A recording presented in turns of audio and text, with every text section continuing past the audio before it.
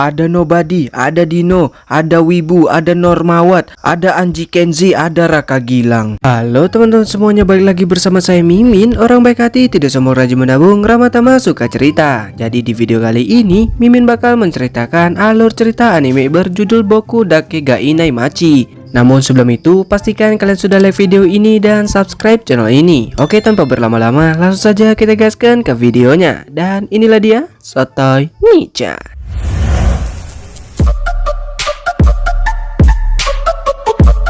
Di awal scene terlihat kepada seorang pria berumur 29 tahun dan bernama Fujinuma atau kita panggil sebagai Fuji, di mana saat ini Fuji tengah menawarkan karyanya yaitu mangaka. Namun manganya tersebut ditolak karena menurut produsernya itu jelek. Hingga pada akhirnya Fuji bekerja sebagai penghantar pizza. Di saat akan menghantar pizza dan melewati sebuah truk, Fuji menyadari sesuatu. Kemudian waktu terulang di mana Fuji langsung mencari di mana akan terjadi sesuatu.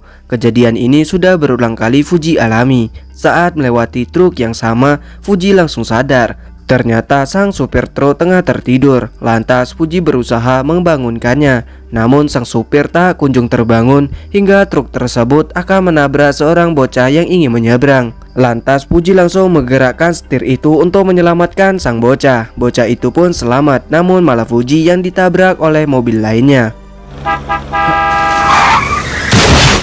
Saat terbangun, sudah terdapat Katagiri, teman kerja Fuji yang menemani Fuji di rumah sakit. Ternyata supir truk itu bukanlah tertidur, melainkan tewas terkena serangan jantung saat berkendara. Fuji yang memiliki kemampuan ini disebut dengan pengulangan, yang mana Fuji akan kembali ke 1-5 menit sebelumnya dan mengulang kejadian yang sama. Saat itu hal buruk pasti terjadi, seolah-olah dirinya sedang diperintah seseorang untuk mencegahnya.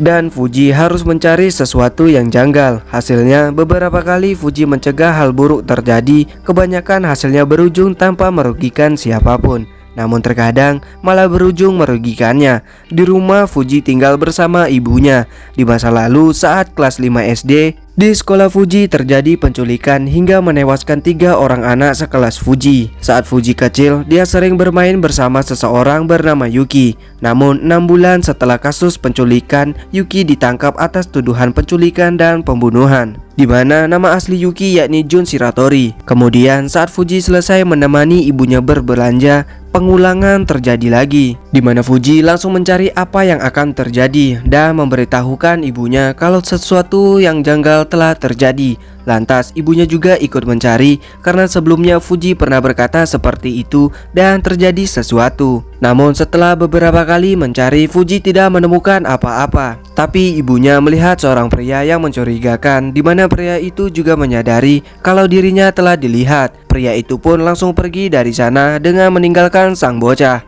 Nampaknya ibu Fuji tidak sengaja menggagalkan percobaan penculikan. Sang ibu sempat merekam mobil pria itu. Kemudian mereka pun pulang, yang mana di perjalanan mereka bertemu dengan Katagiri. Lantas ibu Fuji membawa Katagiri mampir ke rumah mereka. Tanpa mereka sadari, pria tadi melihat mereka. Dirasa sudah malam hari, Fuji menghantar Katagiri pulang. Saat di perpustakaan, Fuji membaca kasus penculikan 18 tahun yang lalu yang menimpa teman sekelasnya, yang mana salah satunya bernama Kayo Hinazuki. Di mana pada saat itu Fuji melihat Kayo sendirian di sebuah taman, yang mana memang Kayo ini anak penyendiri dan tidak memiliki teman. Dan itu terakhir kalinya Fuji melihat Kayo, di mana Fuji menyesal karena tidak mengajak Kayo pulang bersama. Sementara itu ibu Fuji telah menyadari kalau kejadian tadi merupakan percobaan penculikan.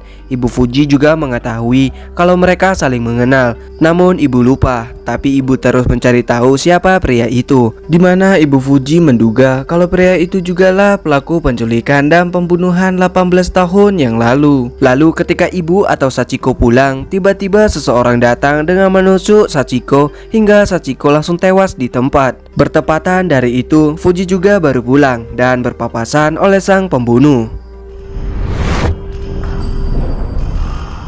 Saat masuk ke rumah, betapa terkejutnya Fuji melihat ibunya telah tewas bersimbah darah. Dan kebetulan tetangganya datang melihat Fuji bersama Sachiko yang telah tewas. Tentu saja Fuji tertuduh sebagai pembunuhnya. Hingga tak lama polisi datang dan akan membawa Fuji ke kantor polisi. Namun Fuji yang tidak bersalah malah melarikan diri dari sana. Kejadian ini malah makin membuat para polisi yakin kalau Fuji pembunuhnya. Fuji yang melarikan diri terjadi pengulangan. Namun bukan 5 menit sebelumnya, melainkan Fuji kembali ke masa lalu, yaitu saat dia kelas 5 SD. Tentu saja hal itu membuat Fuji sangat terkejut. Dia yang terduduk di antara teman-teman sekelasnya terbingung. Saat jam istirahat, Fuji tergesa-gesa pulang ke rumah. Setelah berada di rumah, Fuji menangis bahagia karena melihat ibunya masih hidup. Di kasus pengulangan ini, Fuji menyadari kalau ada sesuatu yang harus dia cegah dan dia juga bisa menyelamatkan ibunya. Di sana dia juga melihat Kayo. Saat di kelas, Fuji tidak sengaja melihat bekas memar yang ada pada Kayo. Di kelas, Fuji mempunyai 4 sahabat yang sangat dekat dan baik padanya. Karena Fuji selalu memandangi Kayo, temannya mengira kalau Fuji suka terhadap Kayo, di mana temannya langsung mendukung Fuji dan mempertemukan mereka agar mereka saling berbicara. Yang mana Fuji meminta Kayo agar menjadi temannya. Namun dari kata-kata Kayo sepertinya dia menolak dan berkata, tentu saja hal itu mengejutkan Fuji. Sebelum Kayo dibunuh, pasti ada sesuatu yang terjadi. Teman Fuji yang bernama Kenya ini sangat pintar dan agak lain, karena dia selalu memandangi Fuji seakan-akan menyadari sesuatu yang disembunyikan oleh Fuji. Dia tahu kalau ketertarikan Fuji pada Kayo bukanlah hal yang sepele. Kenya meminta Fuji bercerita padanya. Barangkali dia dan teman-teman lainnya bisa membantu. Namun Fuji tidak bercerita. Kenya juga meminta Fuji untuk membaca karya tulis milik Kayo. Katanya itu sangat menarik untuk dibaca. Dan saat Fuji membacanya, tulisan tersebut berbunyi kalau Kayo ingin hidup di suatu tempat di mana tidak ada satu orang pun kecuali dirinya. Termasuk dia juga tidak ingin bersama dengan ibunya. Dari tulisan Kayo itu sudah jelas adalah isyarat permintaan tolong. Setelah itu Fuji meminta izin pada ibunya untuk mengadakan pesta saat ulang tahunnya dan mengundang teman-temannya. Saat pulang sekolah, Fuji mengikuti Kayo, di mana Fuji menyadari kalau luka memar pada Kayo adalah kekerasan atau penyiksaan dari ibunya. Pada saat mereka bertemu, Fuji meminta Kayo untuk datang ke pesta ulang tahunnya. Tempat itu merupakan tempat terakhir kalinya Fuji melihat Kayo 18 tahun yang lalu, di mana jasadnya ditemukan setelah salju meleleh. Dan saat ini Fuji membulatkan tekadnya untuk menyelamatkan Kayo dan 2 orang lainnya untuk mengubah masa depan. Saat musim salju dan di sekolah mengadakan lomba hoki es, Fuji mendapatkan semangat dari Kayo, yang mana itu membuat Fuji bersemangat untuk memenangkan lomba. Namun dia tetap kalah karena lawannya memang pro dalam lomba hoki es. Dari kejadian itu membuat Kayo kecewa dan mengatai Fuji sebagai pembohong. Setelah itu Fuji menyelinap masuk ke ruangan guru hanya untuk mencari tahu tanggal ulang tahun milik Kayo. Namun hal itu ketahuan oleh gurunya, tapi gurunya sangat baik dan memberitahukan tanggal ulang tahun Kayo. Ternyata tanggal ulang tahun Kayo sama seperti Fuji. 11 hari lagi adalah ulang tahun mereka.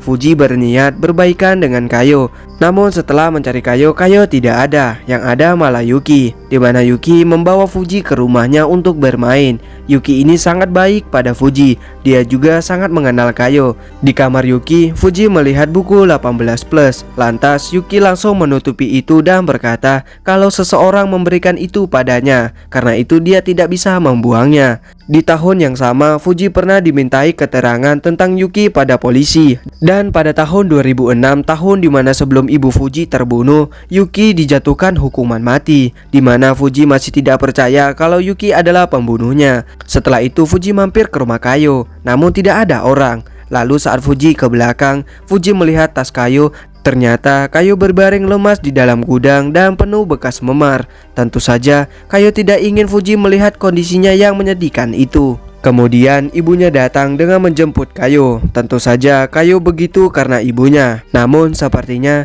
Kayo diancam untuk tidak mengatakan tentang kekerasan ibunya dan beralasan kalau dirinya terjatuh. Di hari Sabtu, ibunya selalu merendam wajah Kayo dengan es agar menghilangkan lebam di wajahnya, agar di hari Senin lebam tersebut tidak terlihat atau menghilang, karena ibunya takut kalau hal itu ketahuan.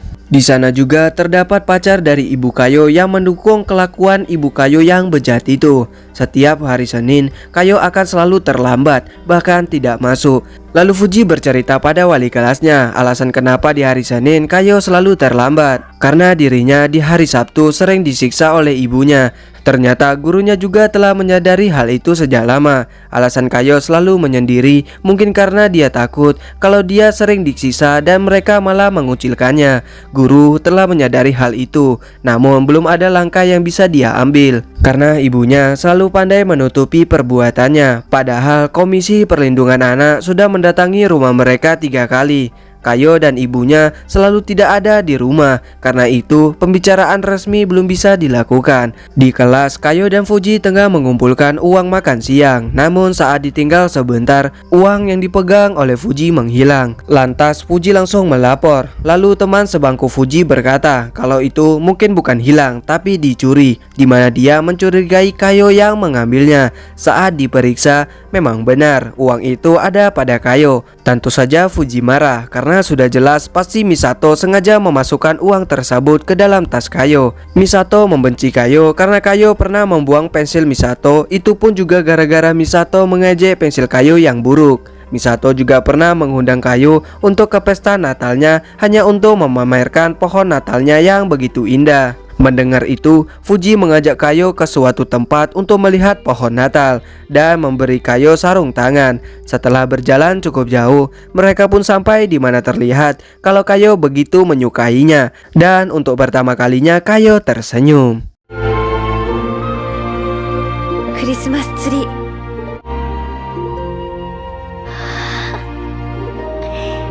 Oke teman-teman, untuk part 1 dari anime Boku Dake ga Inaimachi sampai di sini terlebih dahulu. Terima kasih buat teman-teman semuanya yang sudah menonton dari awal sampai akhir video. Saya ucapkan beribu-ribu terima kasih. Oke, sekian dari saya Sotoni, sampai undur diri and bye-bye.